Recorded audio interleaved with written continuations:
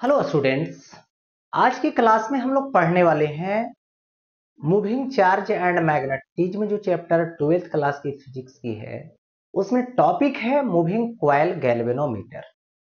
यानी moving coil galvanometer के बारे में डिस्कस करेंगे, उसके पार्ट्स के बारे में बताएंगे, उसके प्रिंसिपल के बारे में बताएंगे और इसकी जो सेंसिटिविटी होती है वो बतलाने वाले हैं। साथ ही साथ इससे क्या एडवांटेज है, क्या डिसएडवांटेज है, इसके बारे में भी डिस्कस करने वाले हैं। तो सबसे पहले बता दूं कि ये जो मूविंग कॉइल गैल्वेनोमीटर है, इसका मेनली पर्पस क्या है। मेनली हम लोगों के लिए ये जो है से यूजफुल कैसे, तो इलेक्ट्रिक सर्किट में जो करंट पास होती है तो उसको मेजर करनी पड़ती है कि उसमें करंट है कितना। तो उसको मेजर करने के लिए आमीटर की जरूरत होती है। तो आमीटर का जो कन्वर्सन होता है वो गैल्वेनोमीटर से होती है, मूविंग कॉइल गैल्वेनोमीटर से बनाया जाता है। यदि इलेक्ट्रिक सर्किट में कोई दो पॉइंट ले ले और दोनों पॉइंट के बिटवीन पोटेंशियल डिफरेंस फाइंड करें, तो पोटेंशियल डिफरेंस फाइंड तो करते हैं, लेकिन यदि हमको मेजर करना रहे तो उसको मेजर किससे करें, उसके लिए डिवाइस कौन सा होगा, तो उसका नेम है वोल्ट मीटर। यानी वोल्ट मीटर है तो वोल्ट मीटर बना कैसे, तो उसके लिए भी गैल्वेनोमीटर यूज करना पड़ता है, जिसको मूविंग कॉइल गैल्वेनोमीटर बोला जाता है। तो मैं बता दूं कि जो करंट इलेक्ट्रिसिटी चैप्टर है, तो करंट इलेक्ट्रिसिटी में या मीटर और वोल्ट मीटर पढ़नी है, वहां पे मैंने डिटेल में बताया हूं आमीटर और वोल्ट मीटर को। लेकिन उसमें जो यूज होने वाला गैल्वेनोमीटर है, वो गैल्वेनोमीटर वहां सिंपली दिखाया गया है, सिंपली बतलाया गया है। लेकिन यहाँ पे उसके हर एक पार्ट्स के बारे में समझेंगे, उसके सेंसिटिविटी के बारे में समझेंगे, तो ये जो है से खास बात है इसमें। तो सबसे पहले आप लोग देखें कि गैल्वेनोमीटर, मूविंग कॉइल गैल्वेनोमीटर क्या होता है। तो सबसे पहले मूविंग कॉइल गैल्वेनोमीटर की बात करेंगे, उसका डिफिनीशन, उसका प्रिंसिपल और उसका कंस्ट्रक्शन। तो सबसे पहले इसका डिफिनीशन क्या होता है ये हम लोग देखते हैं। देखिए, सबसे पहले ये होता क्या है, एक ऐसा इलेक्ट्रिकल डिवाइस है, इंस्ट्रूमेंट है, जिसका यूज करंट को डिटेक्ट करने के लिए या फिर स्मॉल करंट को मेजर करने के लिए किया जाता है। यानी डिफिनीशन इसका है, an instrument used for detection and measurement of small electric current is called moving coil galvanometer. यानी या तो इससे देखना है, इसका यूज करके, कि करंट सर्किट में है या नहीं है, या फिर इससे जो मेजरमेंट किया जाएगा वो स्मॉल करंट मेजर किया जाएगा, लार्ज अमाउंट के लिए ये वैलिड नहीं है। लार्ज अमाउंट को मेजर करने के लिए ही बनाया गया आमीटर। अब आते हैं इसके प्रिंसिपल पे। इसका प्रिंसिपल क्या है, तो सबसे पहले बता दूं कि देखिए, मैग्नेटिक फील्ड में किसी भी क्वाइल्ड वायर को रखिएगा, उसमें करंट पास करवाइएगा, तो उस पर टॉर्क लगती है। टॉर्क प्रोवाइड करने वाला कौन होता है, मैग्नेटिक फील्ड। किस पे, तो करंट कैरिंग लूप पे। तो यहां पे कुछ ऐसा ही है कि इसका जो वर्किंग है वो किस पे बेस्ड है, तो देखिए, it's working in based on the fact that when a current carrying coil is placed in a magnetic field it experience a torque। यानी जो टॉर्क लगता है उसी पे बेस्ड है। किस पे, टॉर्क, करंट कैरिंग लूप पे। कहां पे, तो मैग्नेटिक फील्ड में। चलिए, ये हो गया इसका प्रिंसिपल। अब आगे बढ़ते हैं, इसका अगले पार्ट कंडीशन जो है, जिसका नेम है कंस्ट्रक्शन। अब आते हैं कंस्ट्रक्शन। कंस्ट्रक्शन में यदि एग्जाम में पूछा जाएगा तो इन तीनों में कोई भी एक डायग्राम बना देंगे, ठीक है, या फिर सिर्फ इस डायग्राम को बना देंगे जो एनसीईआरटी का डायग्राम है। ये दोनों जो डायग्राम दिए हैं वो पार्ट्स बाय पार्ट को समझाने के लिए। तो सबसे पहले यहां पे समझिए कंस्ट्रक्शन में इसका पार्ट्स के बारे में। सबसे पहले होता है पोल। परमानेंट मैग्नेट होती है जिसकी दो पोल लिया जाता है, नॉर्थ पोल और साउथ पोल। जिससे क्या होती है, नॉर्थ पोल से मैग्नेटिक फील्ड निकल करके साउथ पोल की तरफ जाती है और उसी मैग्नेटिक फील्ड का हमें यूज करना पड़ता है। कैसे यूज करना पड़ता है ये भी बताएंगे उस मैग्नेटिक फील्ड का, लेकिन फिलहाल ये समझिए कि वो जो है से दो पोल लिया जाता है, नॉर्थ पोल और साउथ पोल। किसका? तो परमानेंट मैग्नेट का और स्ट्रॉन्ग मैग्नेट का। और उन दोनों पोल को क्या किया जाता है कि कनकेव रूप में कट कर लिया जाता है, जो कि दोनों को इस तरह से रखने पर बीच में लगे कि सिलेंडर है, उसमें कोई सिलेंड्रिकल फ्रेम भी फिट हो जाए।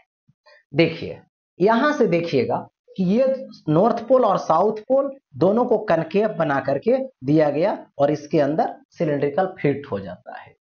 अच्छा, ऊपर से देखिएगा तो कुछ ऐसा दिखेगा, ये कर्व एक कर्व, ये कनकेव है, ये कनकेव है और बीच में सिलेंड्रिकल फिट हो जाएगा। तो ये नॉर्थ पोल होता है। और ये खास बात ये है कि क्यों जो है से बनाया गया ये कनकेव, ये भी हम लौटेंगे टॉपिक पे वर्किंग के पास। तो सबसे पहले तो ये हो गया। इसके बाद देखिए इन दोनों गैप के बीच सिलेंड्रिकल फ्रेम रखा जाता है जो आयरन कोर है। आयरन का कोर है जो सिलेंड्रिकल शेप में इसके अंदर फिट कर दिया जाता है, ऐसा कि जब उसकी रोटेशन हो इस तरह से ऐसे ऐसे घूमे तो टच कहीं पर नहीं करे। अच्छा, तो ये हो गया आयरन कोर जो सॉफ्ट आयरन का होता है। अब देखिए यहां पे इसके ऊपर कॉइल को ऐसे ऐसे रैप्ट करते हैं, तो कॉइल को उसके ऊपर रैप्ट करते हैं सिलेंड्रिकल पे, तो वो जो है से कॉइल आपको दिखेगा रेक्टेंगुलर फ्रेम में। ये हो गया। तो कॉपर का कॉइल रहता है जो इंसुलेटिंग रहता है, जो एक दूसरे से टच करने पर भी करंट जो है से घूमेगा उसमें। चलिए अब यहां पर देखिए एक स्केल लगा दी जाती है और इस जो है से रॉड में एक जो है से नेडल लगा दी जाती है और ऊपर एक स्प्रिंग होता है जिसको अपर स्प्रिंग बोलते हैं और नीचे एक अपर लोअर स्प्रिंग होता है। ठीक है, और साथ ही साथ यहां पर एक स्क्रू ऊपर एक स्क्रू नीचे लगाया जाता है जो इस कॉइल के दो एंड होगा उससे अटैच रहता है, जो कि सर्किट में ले जाके कनेक्ट करते हैं, जिसको अपर लेयर से देखें ऊपर से तो ऐसा दिखेगा या फिर ऐसा दिखेगा। ठीक है, अब यहां पे बात आती है कि ये तो हो गया कंस्ट्रक्शन से रिलेटेड, कि इस तरह से कंस्ट्रक्शन इतना चीजों को यूज करके करते हैं। अब आता है इसका नेक्स्ट पार्ट जिसका नेम है वर्किंग। और वर्किंग ये समझना है यहां पे, देखिए जब इसको सर्किट में कनेक्ट करते हैं इससे करंट पास होती है, तो इस कॉइल्ड वायर में या तो इस कॉइल्ड वायर में देखिए करंट पास होती है, तो क्या होता है कि यहां पर ये जो मैग्नेटिक फील्ड है उस फील्ड में है और यहां पे जो आयरन कोर लिया गया है वो फेरोमैग्नेटिक सब्सटेंस है, जिससे क्या होती है वहां की मैग्नेटिक फील्ड की इंटेंसिटी बढ़ जाती है क्योंकि क्रोड के रूप में यूज किया जा रहा है। ठीक है, और यहां जो कनकेव शेप आप जो देख रहे हैं, कनकेव शेप का मेन मकसद है कि जो मैग्नेटिक फील्ड निकल रही है वो इस फेस में कोर के सॉफ्ट आयरन में इंटर करती है रेडियली, रेडियली इंटर किया और इधर से रेडियली आउट होकर के इसमें रेडियली इस कनकेव में इन करेगा। तो कनकेव का मेन जो है से वजह यह है कि मैग्नेटिक फील्ड रेडियल बन जाती है, जो आयरन कोर जब रोटेट करती है तो किसी भी सिचुएशन में हो तो उसके सरफेस पे जाके परपेंडिकुलर दिखती है, परपेंडिकुलर इंटर करती है और परपेंडिकुलरली ही आउट करती है, जिसके वजह से इसके लिए मैग्नेटिक फील्ड एक जैसा बिहेव करता है, यूनिफॉर्म रह जाता है। ये चीजें हो गया। साथ ही साथ टॉर्क का वैल्यू किसी भी सिचुएशन में चेंज नहीं करता है क्योंकि ऑलवेज सरफेस के परपेंडिकुलर रह जाता है, तो परपेंडिकुलर ऑलवेज 90 डिग्री रह जाता है। अब देखिए यहां पे तो इस तरीके से जैसी करंट पास होती है तुरंत जो है से कॉइल पे टॉर्क लगना शुरू हो जाता है और टॉर्क लगेगा तो रोटेट करेगा, और मान लो ये रोटेट करेगा तो इसके साथ कौन रोटेट करेगा? नीडल, और उसका डिफ्लेक्शन कहां मिलेगा? स्केल पे। और ये जब रोटेट करने लगेगा तो स्प्रिंग यहाँ पे फिट होता है उसको अपोज करने के लिए, तुरंत जो है से घूमेगा तो ऐठन होने लगेगी, मतलब टॉर्सनल होने लगेगा। मतलब डिफ्लेक्शन होने लगेगा, तो स्प्रिंग उसको रोकने का काम करेगा अपोजिट डायरेक्शन में रेस्टोरिंग टॉर्क देकर। यानी स्प्रिंग का काम है रेस्टोरिंग टॉर्क प्रोवाइड करना। जितना टॉर्क वहां पे क्रिएट होगा उतना टॉर्क जो है से होने दिया और उसके इक्वल टॉर्क दे करके फिर बैलेंस कर लेगा कौन, स्प्रिंग। तो इस तरीके से, तो यहां पर वर्किंग में सबसे पहले मैं लिखूंगा, यहां पर वर्किंग में सबसे पहले लिखूंगा टॉर्क, टॉर्क ऑन कॉइल। तो टॉर्क कितना होगा, tau is equal to N I A B sine 90 degree. होगा ऐसा, साइन 90 होता क्या है, 1 होता है। तो यहां पे टॉर्क इज इक्वल टू लिखूंगा एन आई ए बी, ये इक्वेशन फर्स्ट होगा। यहां पर ये चीजें भी लिख सकता हूं कि ये जो टॉर्क है, ठीक है, टॉर्क जो है इसमें लिख सकता हूं कि एन जो है number of turns in coil, I क्या है इलेक्ट्रिक करंट, ए क्या है तो उस कॉइल की एरिया, और बी जो प्रेजेंट मैग्नेटिक फील्ड है। अब ये हो गया, ये फर्स्ट हो गया। उसी तरीके से जब प्रोवाइड हुआ टॉर्क तो वो रोटेट किया, रोटेट करने से डिफ्लेक्शन हुआ नीडल में जो स्केल पे मेजर हुआ। इसके बाद वो जो स्प्रिंग है उसमें डिफ्लेक्शन हुआ, तो स्प्रिंग ने क्या किया, रेस्टोरिंग टॉर्क प्रोवाइड किया, और वो रेस्टोरिंग टॉर्क उसमें जो डिफ्लेक्शन होगी उसके डायरेक्टली प्रोपोर्शनल वाला टॉर्क प्रोवाइड करेगा। यानी यहां पर लिखूंगा कि जो टॉर्क है, torque by spring, torque by spring. तो टाउ वेरीज डिफ्लेक्शन फाई होगा, डिफ्लेक्शन एंगल, और यहां से torque is equal to constant लाइए। यहां पे कांस्टेंट जो आएगा वो दो तरीके का आएगा, या तो के लिख सकते हैं या फिर सी लिख सकते हैं, जिसको टॉर्सनल कांस्टेंट बोलते हैं। यहां पे जो सी यूज कर रहे हो वो कैसा है, तो बोलना है टॉर्सनल कांस्टेंट, जो अलग अलग स्प्रिंग के लिए अलग अलग वैल्यू का होगा। तो ये हो गया इक्वेशन सेकेंड, और यहां पे लिख दूंगा सी टॉर्सनल कांस्टेंट, ठीक है, ऑफ स्प्रिंग, स्प्रिंग का टॉर्सनल कांस्टेंट। अब देखो दोनों इक्वेशन को आपस में ही बैलेंस करो, क्योंकि जितना टॉर्क लगा कॉइल पे तो डिफ्लेक्शन हुई, उतना टॉर्क अपोजिट डायरेक्शन में रोकने के लिए कौन प्रोवाइड करेगा, स्प्रिंग कर दिया, वैसा सिस्टम बना होगा उसमें। तो यहां पर मैं लिखूंगा फ्रॉम इक्वेशन 1 एंड 2, 1 एंड 2 में तो यहां से आएगा N I A B is equal to C5 होगा, इज इक्वल टू C5। तो यहां से फाई इज इक्वल टू जब लूंगा तो phi is equal to N A B और बाई सी आएगा, और इनटू मैं क्या लिखूंगा, तो आई लिखूंगा।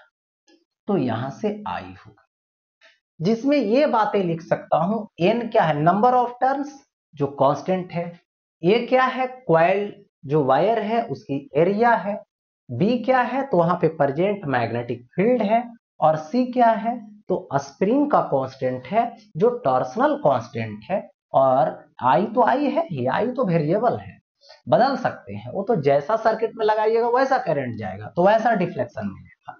तो यहां से फाइव हैरिज क्या आने वाला है, आई आने वाला है।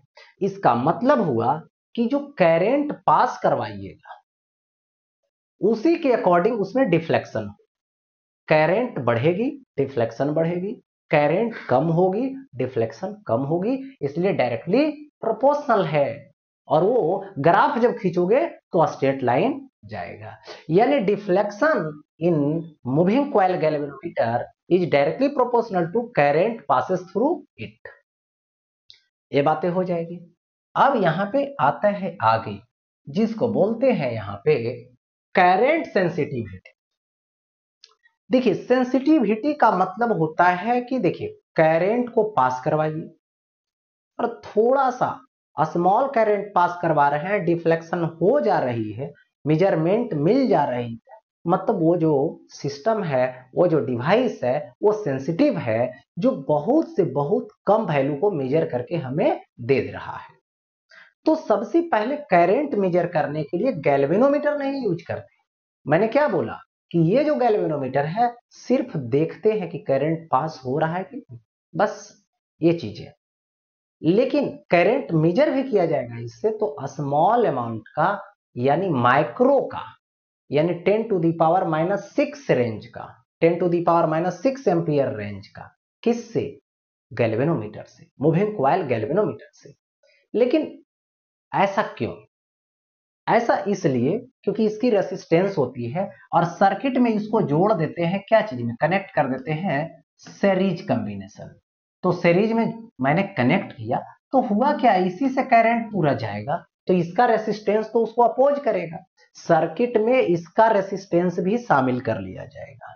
तो उसके लिए क्या किया जाता है, इसको आमीटर में कन्वर्ट कर दिया जाता है और लो रेसिस्टेंस वायर, शंट वायर लगा दिया जाता है, शंट लगा दिया जाता है।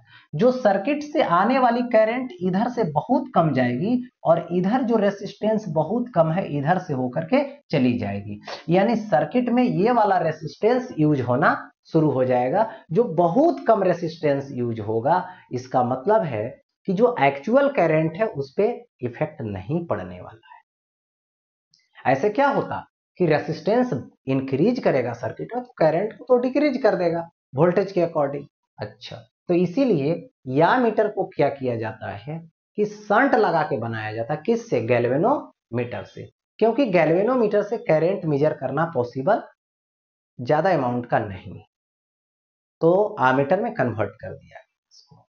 अब यहां पर आमीटर यदि आइडियल होगा तो इसकी रेसिस्टेंस इनफाइनाइट होगी, सॉरी जीरो होगी, इसकी रेसिस्टेंस जीरो होगी। जितना ये जीरो बनेगा, जितना कम रेसिस्टेंस होगा, उतना एक्यूरेट करंट मेजर करके देगा। तो यहां पर देखिए सेंसिटिविटी जो है, करंट सेंसिटिविटी, इसके लिए क्या होगा, the deflection produced in the galvanometer when ये unit current flows through it, यानी यूनिट करंट पास करवाते हो तो जो डिफ्लेक्शन मिलेगा वही होगा उसके लिए करंट सेंसिटिविटी। यहां पर करंट सेंसिटिविटी मतलब फाई बाई आई, यानी पर यूनिट डिफ्लेक्शन से।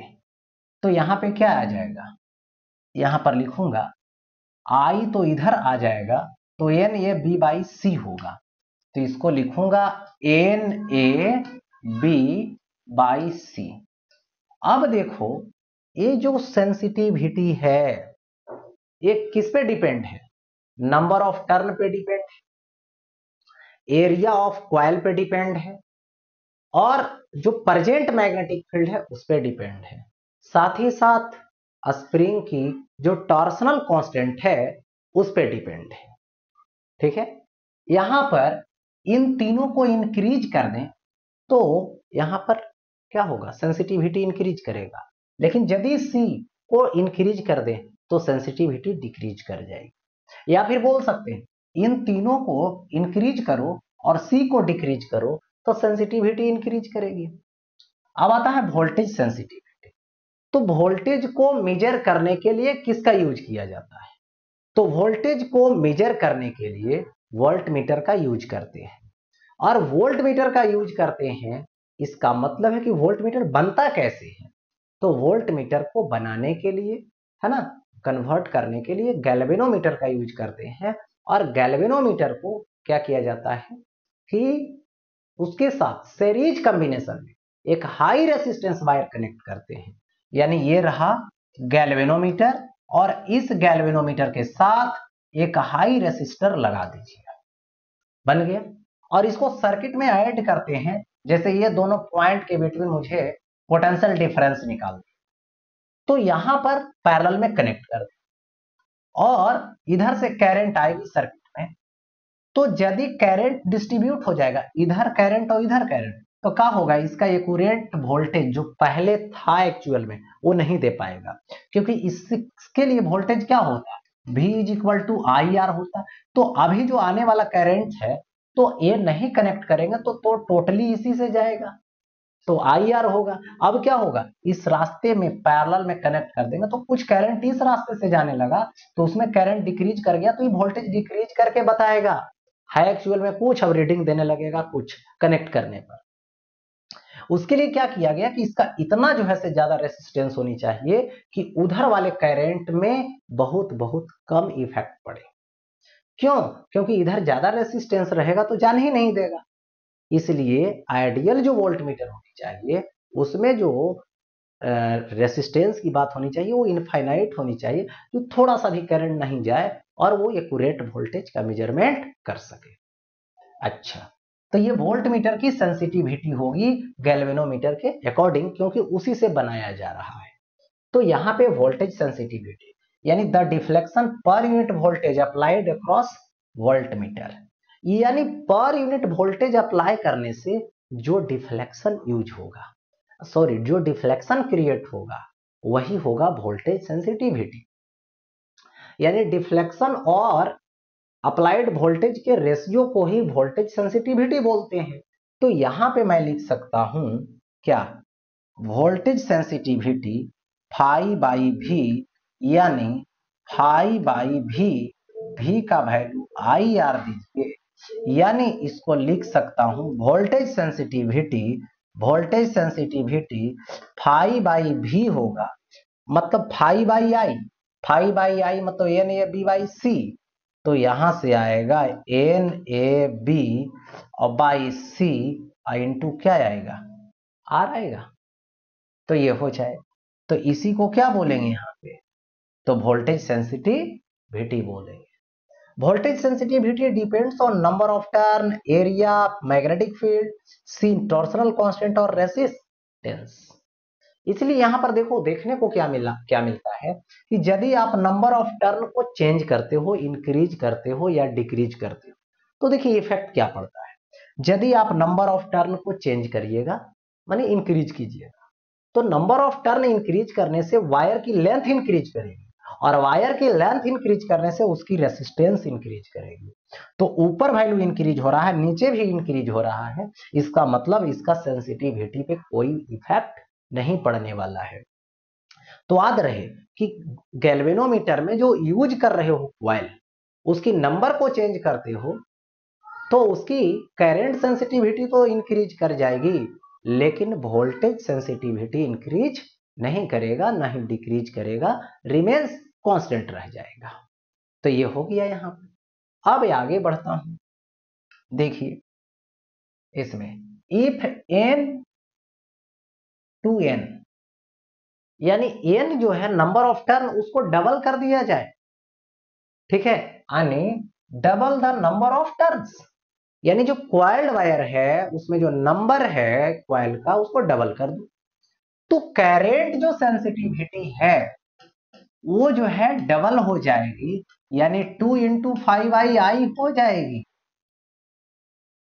यानी करंट सेंसिटिविटी इज डबल, यानी IS क्या हो जाएगा, डबल, ठीक है, यानी इलेक्ट्रिक करंट सेंसिटिविटी जो है यानी CS करंट सेंसिटिविटी डबल हो जाएगा। बट यदि वोल्टेज सेंसिटिविटी की बारी आई तो नंबर ऑफ टर्न इंक्रीज करोगे, डबल करोगे, तो नंबर ऑफ टर्न डबल होने से उस वायर की लेंथ डबल हो जाएगी, और वायर की लेंथ के डायरेक्टली प्रोपोर्शनल होता है रेसिस्टेंस, यानी रेसिस्टेंस भी डबल हो जाएगी। इसका मतलब है कि जो वोल्टेज सेंसिटिविटी है फाई बाई भी ही रह जाएगा नंबर ऑफ टर्न को डबल करने पर, यानी वोल्टेज सेंसिटिविटी बोलिएगा कि कांस्टेंट, यानी इसमें कोई चेंजिंग नहीं होने वाला है, इसमें कुछ भी वैल्यू अलग होने वाला नहीं है। तो ये हो गया। अब यहां पर हम लोग आगे बढ़ते हैं नेक्स्ट। अब देखिए नेक्स्ट में आता है क्या, सो देखिए advantage of a moving coil galvanometer, यानी मूविंग जो क्वाइल गैल्वेनोमीटर है उसकी एडवांटेज क्या है। ठीक है, तो सबसे पहले देखिए, as the deflection of the coil is proportional to the current passed through it, so a linear scale can be use to measure the deflection. तो देखिए होता क्या है, मैंने पहले बता रखा है कि फाई वेरिज आई होता है। इसका मतलब ये है कि यदि आप करंट को डबल करते हैं तो फाई भी डबल हो जाएगी, डिफ्लेक्शन भी डबल हो जाएगी। यदि करंट को ट्रिपल करते हैं तो डिफ्लेक्शन भी ट्रिपल हो जाएगी। इससे क्या होगा कि जब ग्राफ खींचने की बारी आएगी तो एक स्ट्रेट लाइन जाएगा, जिसके लिए स्केल जो है से लिनियर फंक्शन पे लाया जाता है, लिनियर फंक्शन में चेंज होने पर।